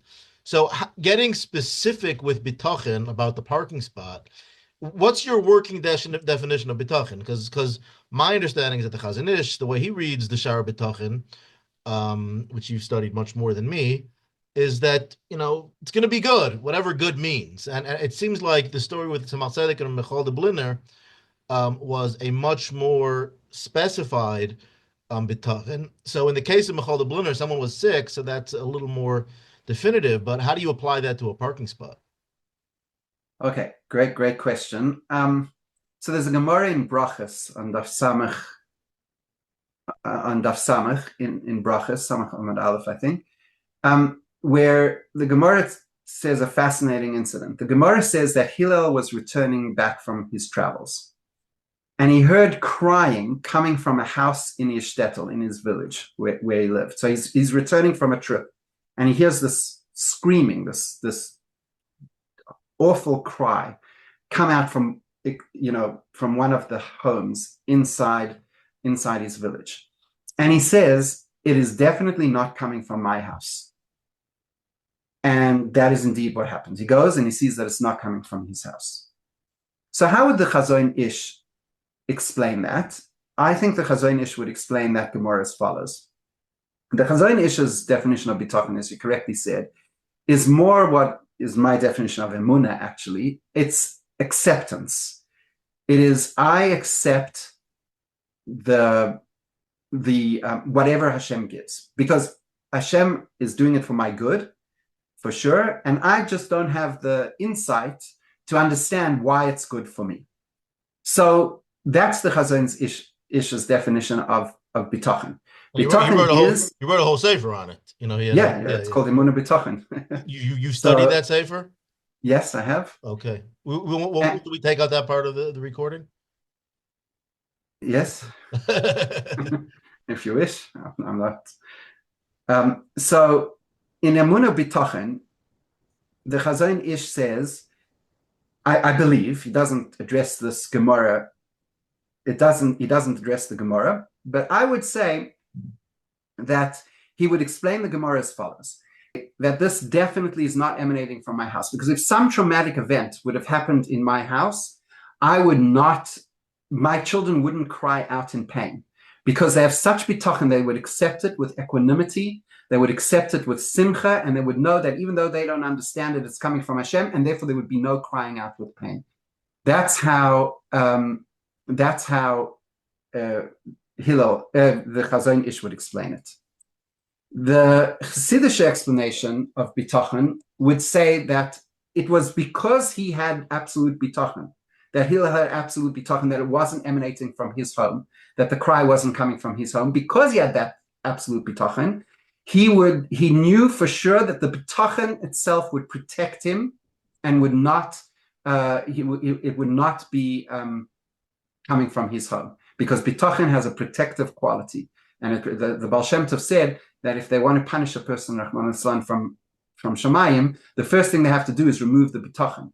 Because if he has that bitachon, the bitachon itself will protect the person from that punishment. Let me ask a klotz kasha that I along these lines, and I have 2 hours more of questions, but the Rav's time is limited, so we'll try to wrap it up, and the Mitzvah Shem will have a part 2. But like, why not tefillah? Why bitachon? Why did the Tzemach Tzedek, not the Mechol Bliner, just daven harder? Same with the Hillim. Why is bitachon the answer? Well, it's interesting. The Tzemach Tzedek didn't tell him to do anything religious. He didn't say give tzedakah. He didn't say Tehillim. He didn't say daven. None of those things. He told him trach gut v'tzayin gut. And that was so it was attitudinal. There was no religious action that had to be taken. It's just having that attitude. That's the Chassidish explanation. Hillel is saying there is no possibility that pain could come from my house because of my attitude, not because I did great mitzvahs. We don't know why he was traveling. The Gemara just said he was returning from travels, but one could imagine that it was some mitzvah reason that he traveled, and he was coming back from his travels, but he didn't say he just said it's not coming from my house, and it was attitudinal. There's another Gemara, the Gemara in Be'ah on Daf Tes Zayin. The Gemara over there says a difference between Hillel and Shammai, which is very connected to the Gemara in Brachas. There in Be'ah, the Gemara says that Shammai's practice was that every single day, if he found something in the marketplace, a good piece of fish or some good meat or vegetable or whatever, he would purchase it for Shabbos. So if he did that on Monday and then on Tuesday would find a better piece of meat or a better piece of fish, he would buy the better piece of fish and say it's for Shabbos. And as soon as something came along, he bought it and he said it's for Shabbos. Hillel never bought anything during the week. Sunday to Friday, nothing. Because he said, I have bitachon, that when it comes Friday, the same bitachon, when it comes Friday, the Eibishter will give me the piece of meat, piece of fish that I need for my Shabbos meal. Now, a person who didn't have bitachon, it would be pretty like, it would be on all the social media feeds and everything would say, Hillel refuses to buy food before Shabbos because he absolutely believes that Hashem will. Is it an absolutely or it's a probably? In other words, you referenced Jem before. So Jem had a Maisa where some Bacher came to the Rebbe and said, my father is dying. And the Rebbe realized that it's coming close. And he brought him a Gemara to learn about how to deal with death. In other words, when someone says this is for sure going to happen, how do you deal with the fact that that's not necessarily the case in Hashem's mind, and that's not. In other words, 2 questions. First of all, how do you deal with stories like that where the Rebbe sees that, it's obviously not always going to be like that? And Bays, what do you do? Aren't there situations that are gray where I don't know what's in my best interest? In that case, it seems like the Chazon Ish's approach is more appropriate because I don't know, I want to get this job, but maybe there's a better job I'm going to get tomorrow. So having bitachon that I'm going to get this job, maybe that's the wrong bitachon. There cannot be something that's the wrong bitachon. You asked me what my definition of bitachon is. My definition of bitachon is Shar Habitochon's definition of bitachon, Rabbeinu Bechai's definition, and that is bitachon. The test and the character of bitachon is the same, and that is calm, equanimity, serenity.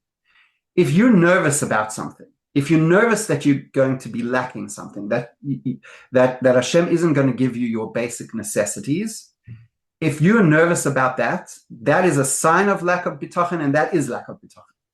Bitachon means I am calm, I don't mind, I'm not worried, I know that Hashem is going to give me the parking spot. I know it. The parking spot, or things are going to be good? That I'm going to have food, that I'm going to have a shelter, that I'm going to have clothing, my basic necessities, and I'm going to have an ability to support my family. Those basic necessities are guaranteed.